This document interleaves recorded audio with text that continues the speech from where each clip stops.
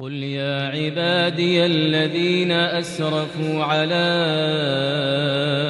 أنفسهم لا تقنطوا من رحمة الله إن الله يغفر الذنوب جميعا إنه هو الغفور الرحيم وأنيبوا إلى ربكم وأسلموا له من قبل أن يأتيكم العذاب ثم لا تنصرون واتبعوا أحسن ما أنزل إليكم من ربكم من قبل أن يأتيكم العذاب بغتة وأنتم لا تشعرون أن تقول نفس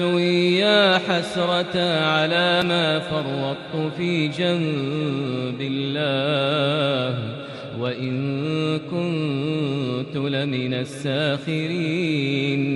أو تقول لو أن الله هداني لكنت من المتقين أو تقول حين ترى العذاب لو أن لي كروة فأكون من المحسنين بلى قد جاءتك آياتي فكذبت بها واستكبرت وكنت من الكافرين ويوم القيامة ترى الذين كذبوا على الله وجوههم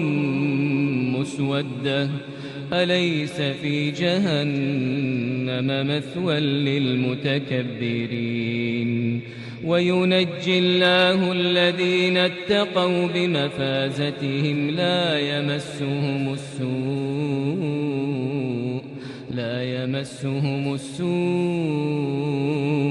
ولا هم يحزنون الله خالق كل شيء وهو على كل شيء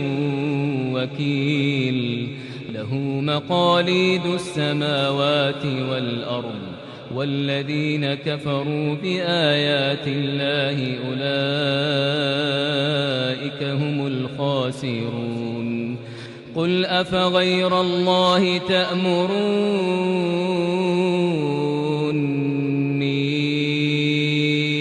أعبد أيها الجاهلون ولقد أوحي إليك وإلى الذين من قبلك لئن أشركت ليحبطن عملك ولتكونن من الخاسرين بل الله فاعبد وكن من الشاكرين وما قدروا الله حق قدره والأرض جميعا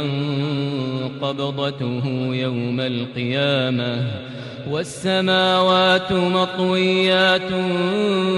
بيمينه سبحانه وتعالى عما يشركون ونفخ في الصور فصعق من في السماوات ومن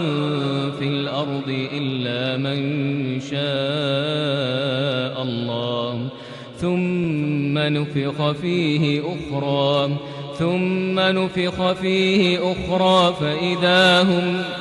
فإذا هم قيام ينظرون وأشرقت الأرض بنور ربها ووضع الكتاب وجيء بالنبيين والشهداء وقضي بينهم بالحق وهم لا يظلمون ووفيت كل نفس ما عملت وهو أعلم بما يفعلون وسيق الذين كفروا إلى جهنم زمرا حتى إذا جاءوها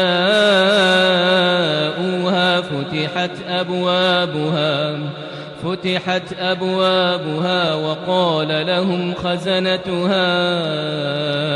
ألم يأتكم رسل منكم يتلون عليكم آيات ربكم وينذرونكم لقاء يومكم هذا؟ قالوا بلى ولكن حقت كلمة العذاب على الكافرين. قيل ادخلوا أبواب جهنم خالدين فيها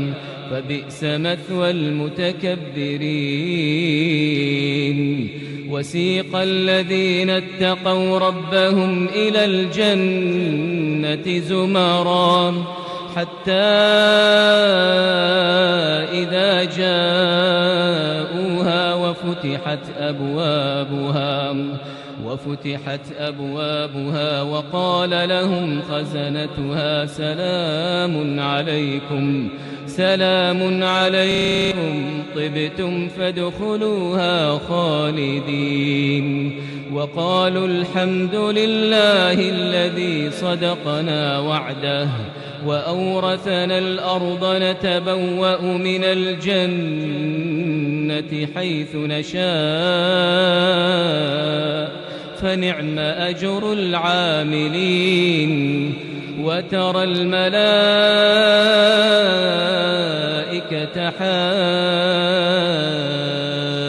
حافين من حول العرش يسبحون بحمد ربهم وقضي بينهم بالحق وقيل الحمد لله رب العالمين.